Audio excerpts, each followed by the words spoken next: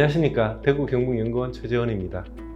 여전히 지구 전체를 흔들고 있는 바이러스의 공포로 답답한 일상이 지속되고 있습니다. 시시때때로 바뀌는 방역 지침에 지치지만 이럴 때일수록 솔선수범의 자세가 더욱 중요할 것입니다. 전 세계적으로 코로나19의 완전한 종식은 늦어질 것이라는 견해가 큼에 따라 백신에 대한 긍정적인 액션, 거리두기 생활화, 심리 방역까지 언제가 될지 모를 그날을 위해 스스로 에너지를 비축해야 할 때입니다. 앞으로 저희 대구 경북연구원은 정확한 데이터, 다양한 관점으로 글로벌 경제 현황을 더 유익하게 전달하도록 하겠습니다.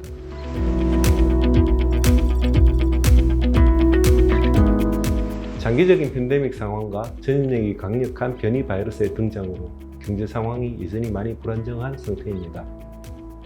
따라서 최근 발표되는 경기 선행지수는 앞으로의 경제 상황을 예측하기보다는 현 상황의 불안한 움직임을 반영하고 있다고 해석할 필요가 있다는 점을 먼저 말씀드립니다. 2021년 5월 OECD 경기 선행지수는 100.5로 전월 대비 0.2% 상승하였습니다. 주요 선진국과 신흥국 모두 미약한 개선에 그치고 있어 경기 회복이 좀처럼 빨라지지 않고 느릿느릿 진행되고 있음을 보여주고 있습니다. 그럼에도 불구하고 세계 주요 경제 기관들은 올해 경제 성장률 전망을 높이고 있는데요.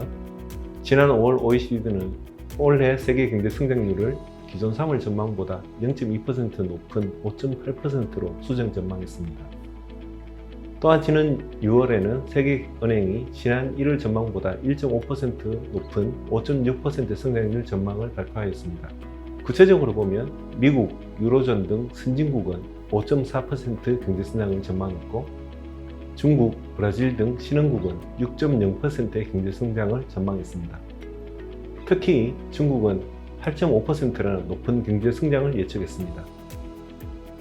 하지만 섣부른 기대는 조심해야 하는데요. 작년에 입은 경제적 피해가 워낙 컸기 때문에 이렇게 높은 경제 성장률 전망치에도 불구하고 세계 경제가 코로나19 팬데믹 이전의 성장 경로로 돌아가는 것은 2022년 이후가 될 것으로 예상되기 때문입니다. 1사분기 세계 산업 생산이 3개월 연속으로 6%에서 7%의 높은 증가세를 보인 것으로 나타났습니다. 중국, 아시아 등 신흥국의 견인 외에도 EU에서 10.6%의 높은 증가세를 보였습니다. 세계 교역량 역시 미국, EU, 일본, 아시아 신흥국, 중국 등 대부분 국가에서 전년 동월 대비 9.8%의 높은 상승률을 보였는데요. 증가폭은 매달 늘어나는 모습이 희망적입니다. 1사분기의 생산과 교역량의 증가는 세계 경기 회복의 긍정적인 신호였지만 변이 바이러스의 창궐과 세계 각국의 금융정책 기축 가능성이 대두되면서 앞으로의 경기 상황을 낙관할 수 없게 하고 있습니다. 지난 5월 국제 원자재 가격 지수가 1년 전보다 약 62.3% 급등한 것으로 조사되었습니다. 주요국의 제조업 정상화에 따른 수요 증가, 락다운, 기상이변 등의 영향으로 공급이 감소했기 때문인데요. 원자재 가격의 상승은 물가 상승을 부추길 여지가 있습니다. 그러나 코로나19로부터 회복이 본격화되면 일시적 장애 요인이 제거되면서 공급이 정상화되고 가격이 안정화될 것이라는 전망이 있기 때문에 앞으로 가격 추이를 주의 깊게 지켜보도록 해야겠습니다. 지난 4월 미국 소비자 물가가 2008년 이래 가장 높은 4.2% 상승하였습니다. 그런데 5월에는 더욱 높은 5% 올랐습니다. 유로존 소비자 물가지수도 2018년 11월 이후 처음으로 2%대로 올랐는데요. 미국의 경우 최근 차량용 반도체 부족 사태로 중고차 가격이 급등한 것이 물가 상승을 주도하였고 유로존의 경우 5월 에너지 가격의 급등이 물가 상승의 주요 요인으로 분석되고 있습니다. 하지만 주요국의 중앙은행들은 이러한 물가 상승세가 일시적이며 내년에는 물가가 안정을 찾을 것이라 예상하면서 일단은 기존의 완화적 통화 정책을 유지할 것을 시사했습니다. 최근 주식 투자 열풍과 더불어 암호화폐 가격이 급등하면서 시장 규모가 폭발적으로 확대된 상태인데요. 비트코인의 가격은 1년 반 만에 5.5배 올랐고 이더리움 역시 같은 기간 100달러에서 3000달러까지 치솟기도 했습니다. 4월에는 글로벌 암호화폐 1일 거래액이 4천억 달러를 넘었으면서 전 세계적인 암호화폐 열풍을 피부로 느낄 수 있었는데요. 한편으로 암호화폐 시장과 투자로 인한 부작용에 대한 우려가 커지면서 시장과 거래의 투명성을 확보하기 위해 각국은 규제를 마련 중입니다. 그런데 주목해야 할 것은 암호화폐에 대한 강력한 규제 발표와 시행이 있을 때마다 잠깐의 가격 폭락과 급등이 되풀이되고 있다는 것인데요. 이러한 반복된 경험이 투기자에게는 암호화폐 가격은 떨어지지 않는다는 확신을 심어주고 다시 가격을 떠받치는 힘으로 작용하는 모양새입니다. 최근 우리나라에서는 부동산 블루, 패닉바잉, 영끌족 등 부동산 관련 신조어들이 쏟아질 만큼 부동산 열기가 식지 않고 있습니다. 그런데 같은 문제로 세계가 골머리를 앓고 있다고 합니다.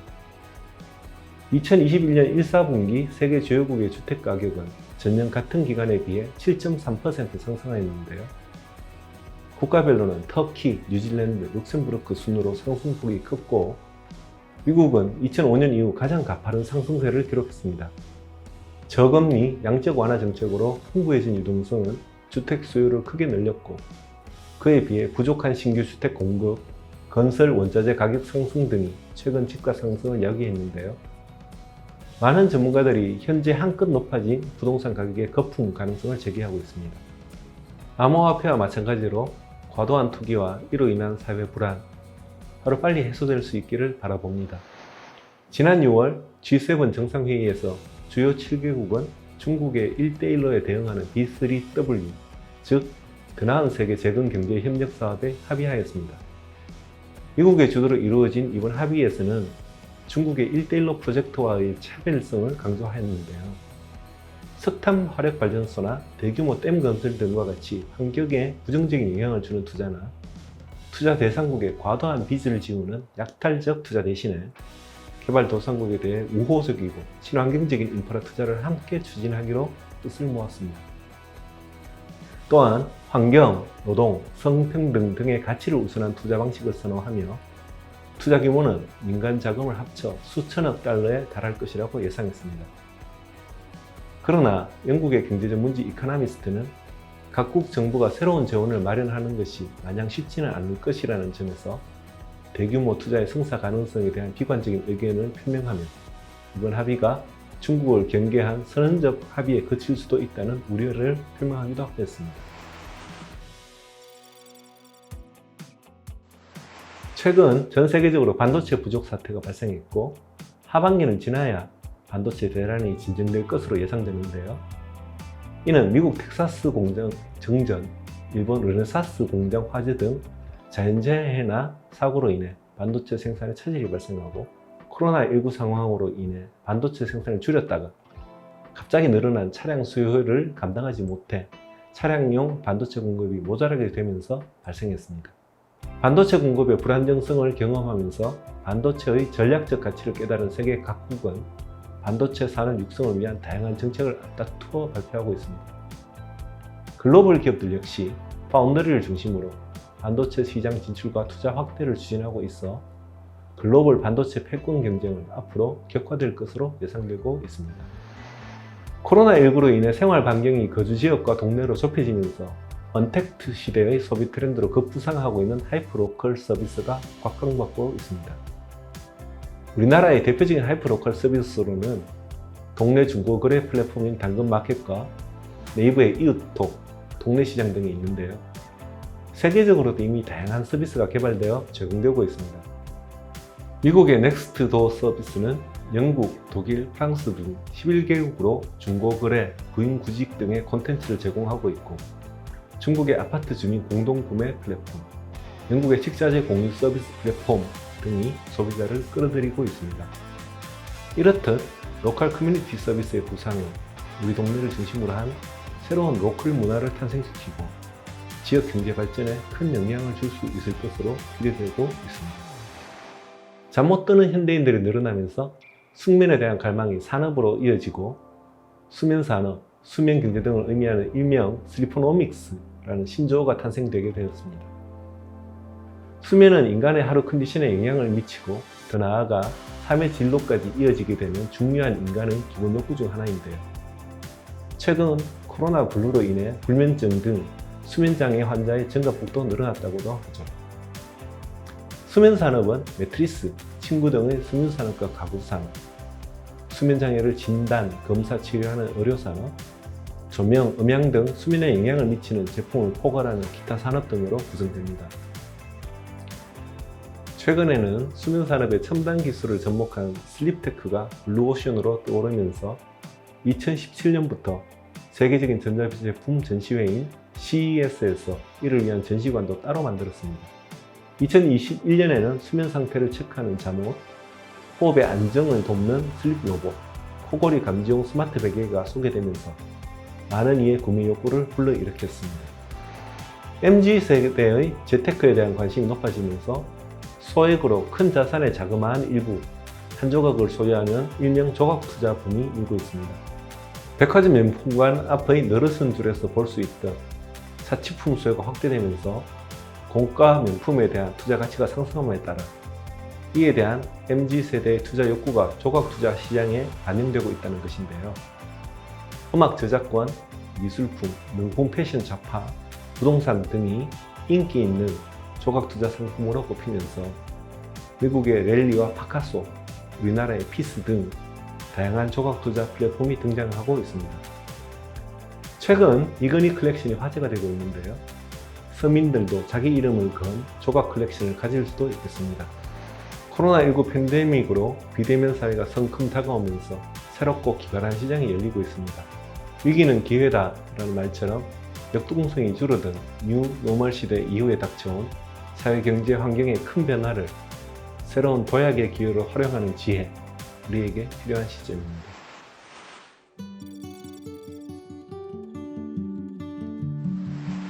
지구온난화로 인해 동식물들이 살아갈 터전을 잃어가고 인간에게까지 심각한 문제들이 이어지고 있습니다.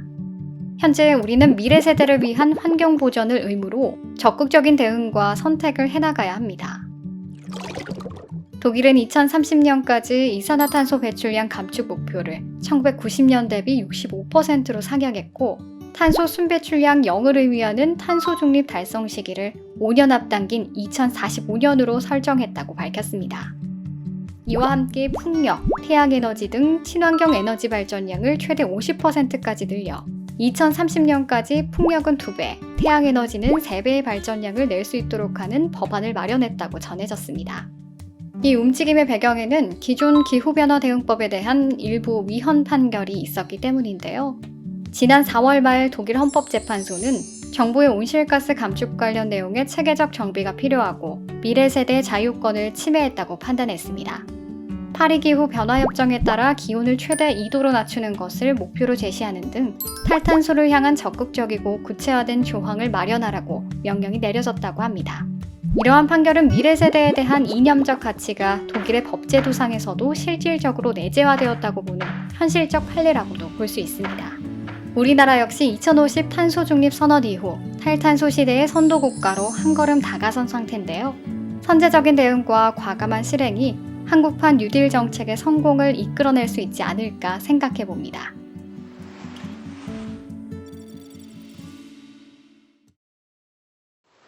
현금의 가치가 점점 떨어지면서 디지털 화폐에 대한 관심과 그 활성화에 대한 논의가 끊임없이 대두되고 있습니다.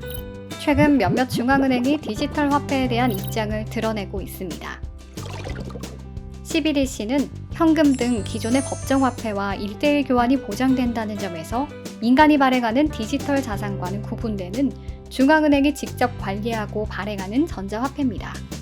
CBDC는 익명성을 제한할 수 있고 이자 지급이 가능하며 보유 한도를 설정할 수 있다는 점 등에서 현금과 차별성을 가집니다. 발행 방식은 중앙은행의 국민이 직접 통장을 개설하는 예금 계좌형, 가치를 지닌 증표를 온라인상에서 보유자가 통지할 수 있는 형태로 발행되는 토큰형 방식으로 크게 구분됩니다. 여기서 CBDC에 관한 논의가 왜 활발해졌을까요? 먼저 가장 큰 이유로는 비트코인, 페이스북, DM 등 민간 디지털 화폐 발행이 폭발적으로 증가하면서 경제 불확실성이 전반적으로 커졌다는 점을 들 수 있겠습니다. 민간 디지털 화폐가 확산될 경우 통화 주권이 위협당하고 통화 정책과 금융 안정 및 지급 결제 측면에서 상당한 부작용이 나타날 수 있는데요. 결국 투기 열풍으로 가상화폐의 영향력이 커지면서 국가가 보장하는 통일된 형태의 화폐 도입이 필요해짐으로 인해 중앙은행이 대응할 필요성이 커졌다고 할 수 있겠습니다. 또한 디지털 기술의 발달과 온라인, 비대면 거래 확산 등으로 지급수단의 디지털화가 가속화되고 있다는 점도 중앙은행 디지털 화폐에 대한 관심이 높아진 배경입니다. 더 안전하고 효율적인 디지털을 기반으로 하는 금융 서비스 구축 필요성이 커진 가운데 중앙은행 디지털 화폐를 활용하여 국가 간 지급 서비스를 개선할 수도 있으며 금융에 소외된 계층에게 금융 접근성을 제고하는 데에도 도움이 될 수 있습니다. 이렇듯 민간 디지털 화폐가 야기하는 리스크에 대한 대응과 디지털화를 통한 긍정적 기대가 겹치면서 중국과 일부 국가에서는 적극적으로 CBDC를 개발하거나 도입하려는 움직임이 활발합니다. 특히 중국은 중앙은행 디지털 화폐 도입에 매우 적극적인데요. 2014년부터 CBDC 연구 개발을 지속해왔으며 2020년부터는 수저우, 베이징 등 주요 도시에서의 디지털 위안화 공개 시범 운영을 진행 중에 있습니다. 2021년 3월부터는 홍콩 주민을 대상으로 역외 사용 테스트를 실시하는 등 CBDC의 대중화에 가장 가까이에 있는 국가라고 할 수 있습니다. 미국은 미 달러화의 국제적 위상을 고려해 CBDC 관련 선두주자 역할을 해야 한다는 입장으로서 기술적 측면의 연구 개발을 적극 추진 중에 있습니다. 그 외에 유럽, 영국, 일본, 러시아 등에서도 CBDC에 대한 검토 및 실시 계획을 논의 중에 있습니다. 한국의 경우 카드 등 지급 서비스 시장이 잘 발달되어 있기 때문에 당장 필요하지는 않지만 CBDC 관련 전담 조직을 신설하여 2021년부터는 본격적인 연구를 시작할 예정입니다. 이렇듯 중앙은행 디지털 화폐의 세계적인 도입이 코앞에 다가온 듯한 분위기인데요. 우리는 어떤 것을 기대할 수 있을까요? 부작용은 없을까요? 전문가들의 전반적인 의견은 중앙은행 디지털 화폐의 도입으로 금융이 더욱 효율적으로 개선되겠지만 부작용 가능성은 크지 않다는 것입니다.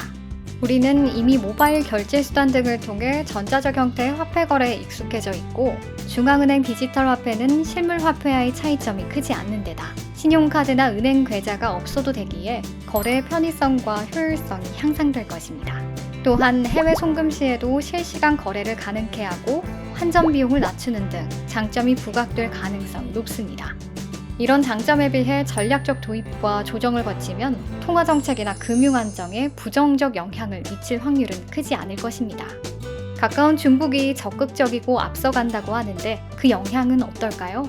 중국의 CBDC 도입에 따른 위안화의 국제화 수준 제고는 제한적일 수밖에 없을 텐데요. 디지털 위안화가 국제무역 및 금융 부문에서 이용이 촉진될 수는 있지만 미달러화 중심의 현 국제 통화 체제를 바꾸기에는 한계가 있다는 것입니다. 기축통화는 그 나라의 영향력을 반영하기 때문이죠.